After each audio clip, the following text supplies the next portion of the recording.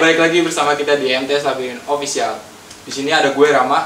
Di sini gue bakal menceritakan diri gue pribadi dan kenapa gue ada di sini. Oke, check it out. MTS Labirin Official di mata lo. Menurut lo gimana sih channelnya? Keren sih, di sini banyak banget bidang yang dituangkan, dari kulineri, dari musik dan edukasi sih. Itu yang menurut gue keren banget. Di satu manajemen dia mewadahi semua banyak bidang. Itu sih menurut gue keren banget. Apa sih alasan utama lo mau terlibat di sini dan lo bisa bertahan sejauh ini? Oke, pertama-tama gue dulu pernah bikin channel sendiri. Gue di bidang musik dan gue cover. Itu susah banget men, karena nggak bisa sendiri. Lu harus punya tim dan itu berjalannya cukup lama sih kalau sendiri. Karena itu capek banget, lu nguras waktu, lu yang ngedit, lu yang bikin video, lu yang segala macem, itu dilakukan dengan sendiri. Itu sih. Dan gue kenapa gue ada di sini ya, semoga wawasan gue, pengalaman gue di sini yang pernah gue jalani selama hidup gue bisa gue tuangin di sini sih. Itu.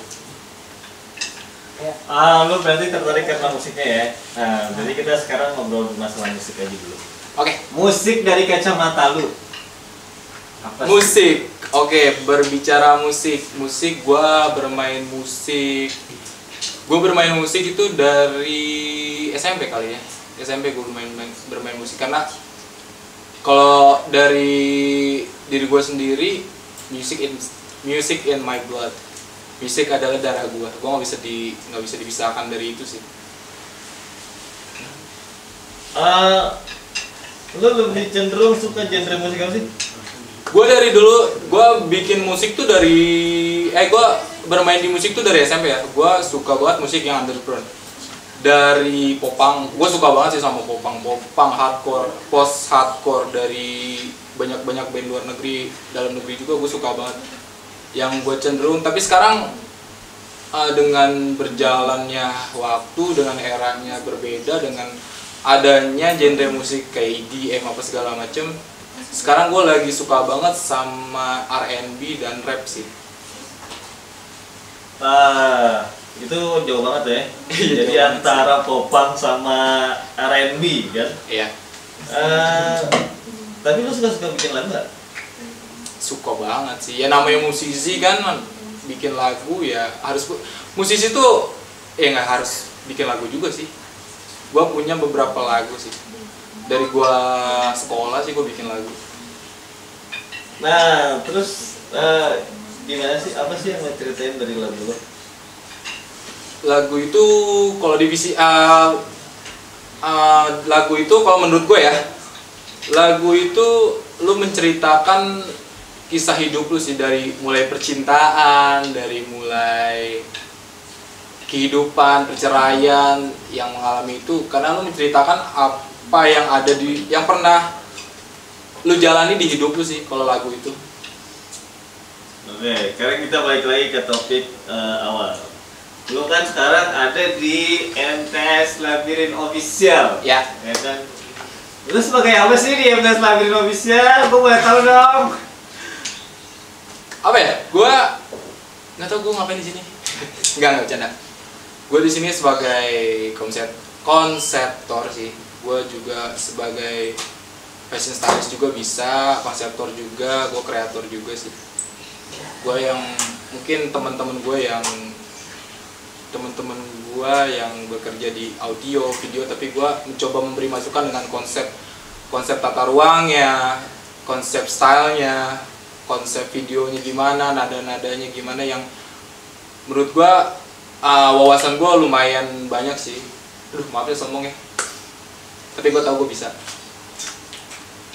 Nah, next, kira-kira dengan posisi lo sebagai konseptor, ya, lo akan bentuk MTS Labirin ini kayak gimana?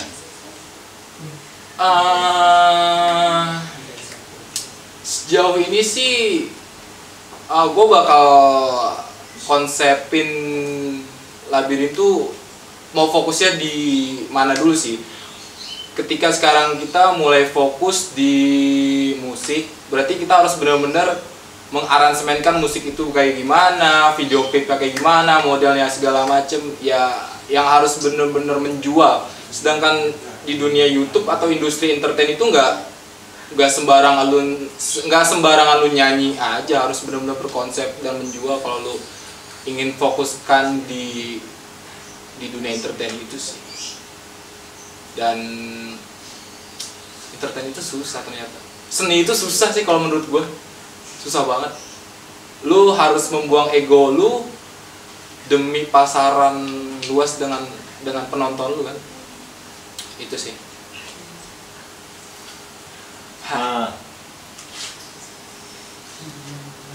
Wah, ada pertanyaan pilihan nih. Oke. MTS Labirin ini kan masih perintis ya? Iya. Bisa dibilang gitu sih.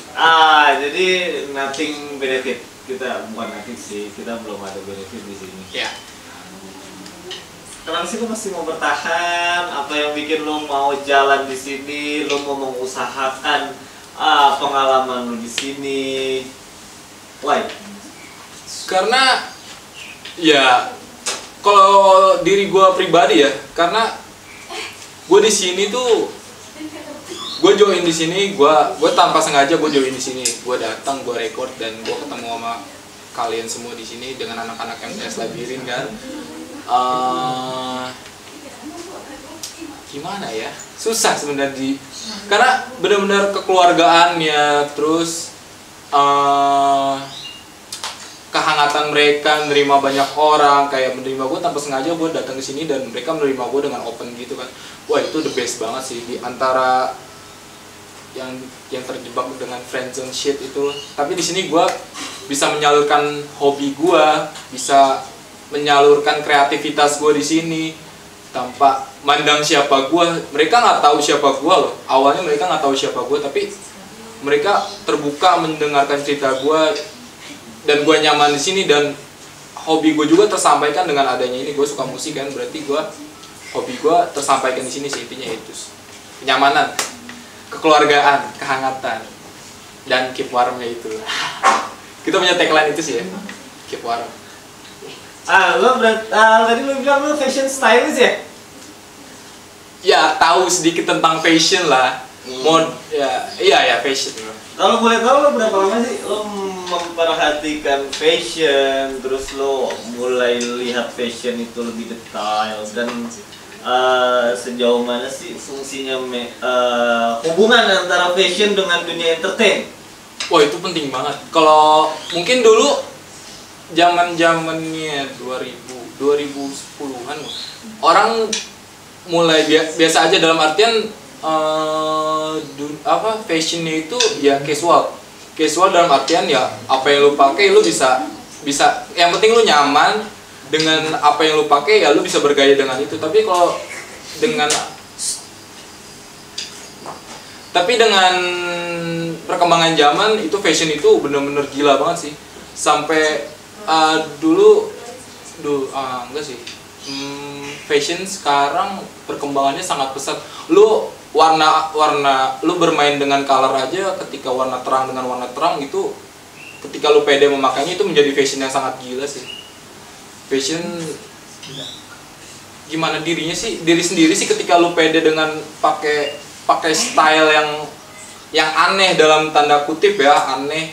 Mungkin apa sih ini norak warnanya, apa sih ini motifnya atau patternnya norak banget. Tapi ketika lu pede memakai itu, wah, lu punya daya tarik tersendiri sih. Itu. Oke, berarti antara musik and fashion ya. Berarti nih sebenarnya hubungannya erat banget ya. Karena penampilan untuk kita ditonton kan, atau kita performing gitu kan.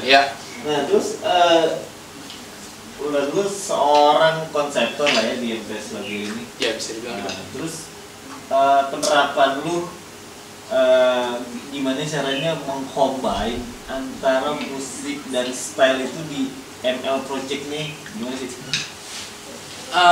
Mengcombine itu sebenarnya lu nggak harus beli yang baru atau lu harus memaksakan lah. Karena kan zaman sekarang orang tuh memaksakan dia pokoknya harus, tapi sedangkan dia untuk merokok atau makan aja lu masih bingkai. Kasar gitu ya, dalam tanda kutip ya.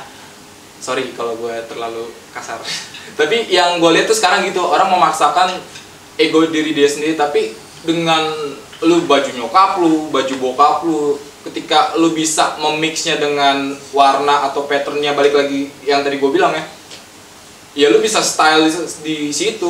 Ketika kasarnya gini, lu bokap lu punya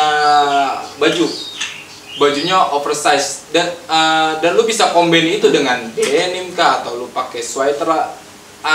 Yang penting lu tahu tes lu mau gaya apa sih, lu pelajari gaya tes lu sih, rasa style lu mau kemana nih. Kasarnya lu mau ke old school lah, atau mau vintage lah, atau lu mau ke modern, atau mau sekarang lagi zamannya hype, lu mau ke hype. Itu sih, apalagi buat manggung ya. Kalau misalnya yang sekarang gue tekunin kan entertain tuh manggung, apalagi manggung video klip dan segala macem, itu harus bener-bener terkonsepi sih. Ketika lu tahu lagunya tentang kesedihan, ya lu bisa mengutarakan itu dengan mimik muka dan stylenya sendiri. Itu sih. 10 menit lagi. Iya. Oke. Gua dengar dulu kan pernah berapa kali lo bikin band, bongkar pasang band gitu kan. Gua cerita dong sedikit pengalaman lo dari pertama lo ngeband sampai akhirnya lo ada di sini, ada di titik lo sekarang bersama kita. Wah, itu berat banget sih. Perjalanan itu gue ngeband itu dari kelas 2 SMP. Dari zaman gue naik kereta ke Depok. Dulu ada beberapa tempat di Depok kan yang gila banget tempat mainnya kan. Kayak di Ramanda, kayak di Pasar Segar, di Cafe 66 dan segala macam kan. Nah, dari situ gue dari SMP gue mulai di genre yang mungkin orang bilang itu yang impossible kan? Kayak underground keras gitu. Kalau lu tahu genre apa ya? Gue dulu kayak Thrashcore yang lagunya cuman 10 detik. Lalu kalau lu tahu Thrashcore yang kayak gitu, itu gue di genre itu sih pertama kali. Terus gue pernah waktu SMP gue bikin popang sampai gue main di mana-mana sih. Pertama gue regis, dari gue dibayar cuman pakai Amer. Terus dari gue bisa manggung di panggung gede, sampai gue band penutup bersama Viaratel. Itu the best banget sih. Itu pengalaman gue selama di band. Oke. Kesan dan harapan lu untuk pribadi lu sendiri di ML Project ini, dan gimana kesan dan harapan lu untuk ML Project ke depannya? Membicarakan harapan berarti kita membicarakan mimpi ya. Harapan gue semoga kita makin gede sih. Ini channel gue yakin someday bakal gede dalam jangka waktu yang menurut gue itu sangat singkat. Beberapa bulan kita udah lumayan banyak subscribe-nya. Nextnya kita harus lebih fokus lagi. Harapan gue kita bakal, yang penting kekeluargaan itu sih. Ketika lu nggak nyaman dengan circle lu, lingkup lu, ya lu bakal bubar gitu aja. Yang pernah gue rasain sih gitu. Ketika ada salah paham, bukannya kita diskusiin menjadi apa ya, lebih baik mendiskusikan apa masalahnya ya itu malah makin hancur. Tapi gue pengen gitu sih, kalau ada problem dan ada masalah ya kita harus benar-benar terbuka satu sama lain, dari segi teman-teman yang ada di belakang layar dengan artisnya yang di depan layar. Kita jangan sampai ada yang ditutup-tutupi, karena Tuhan menciptakan dunia ini berangkat dari persenyawaan antara cinta dan kebenaran. Asik. Mantap. Oke, itu aja.